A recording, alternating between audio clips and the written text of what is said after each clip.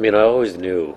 I knew that I was part of Babylift.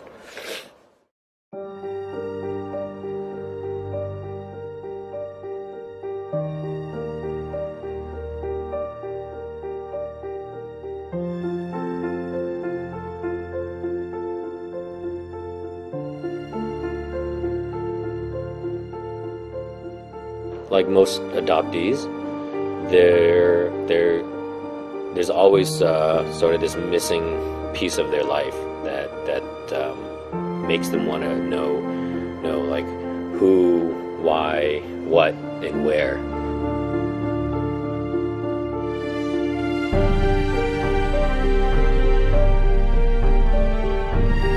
I came over when I was 3. Some people came over much younger, have no memories. Sometimes in my dreams I would hear things and see things that I wasn't quite sure if they were just dreams or actual memories.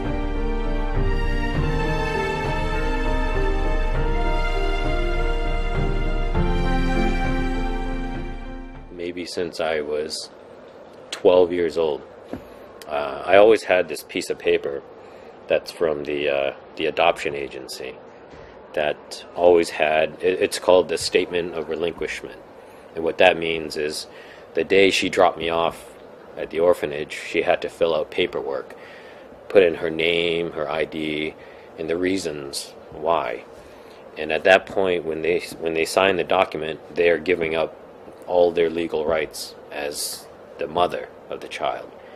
So I always had this one document, and so it had her name, her old ID card number before 1975, where she was from, and so I always had that information.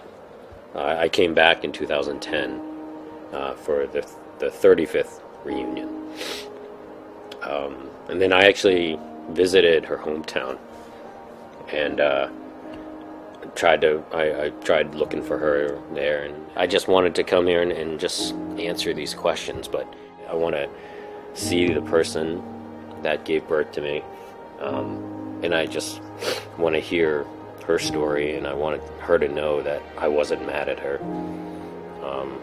Whatever the situation was, I forgive her for what she did.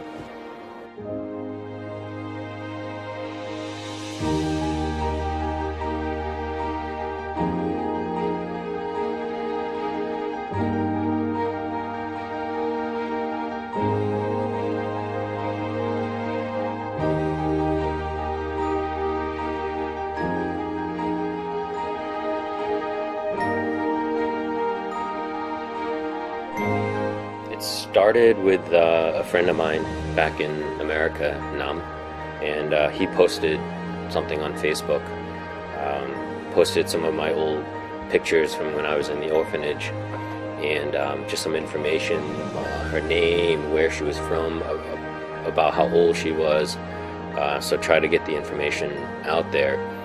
People were coming to us with people who might be my mother, had same name, birth date, all around the same time or same age, and from the same hometown.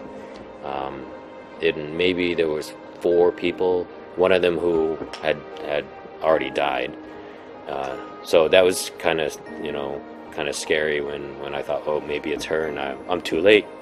And Thomas was 99% sure that it was her, and this is before we got the DNA test. And my friend Ngok, she's been helping also with the search, and her master was leaving Ho Chi Minh, flying to Boston, where I live, and he had the DNA samples taken from my mother. When I got her DNA, the day that I looked at it, it showed up right at the top, and I looked under her name, and showed up right at the top my picture, and it said the relationship parent-child, and it was almost 100% certainty. And it turns out that was the most important piece of information because I could match her old ID, and eventually when we found her, she still had her ID card, and took a picture of it, and it was, you know, it was a special time for me because it's like I always knew that number.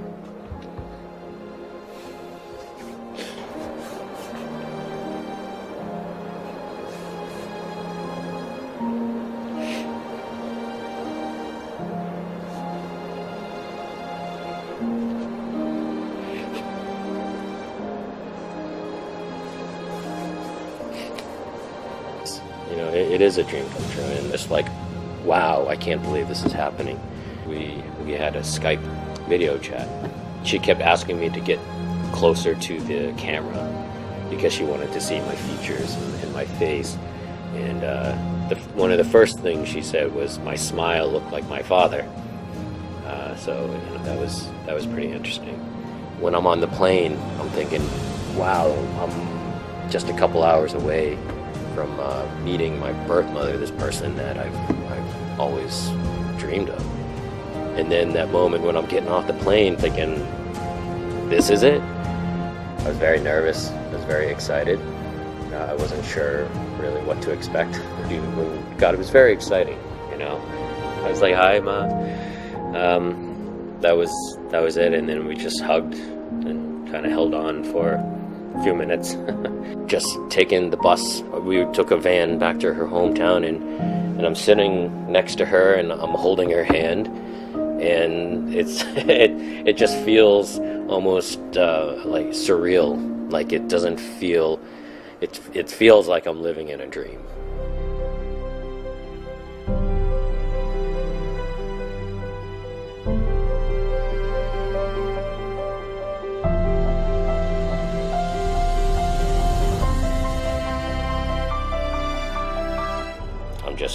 I'm really fortunate to have found her.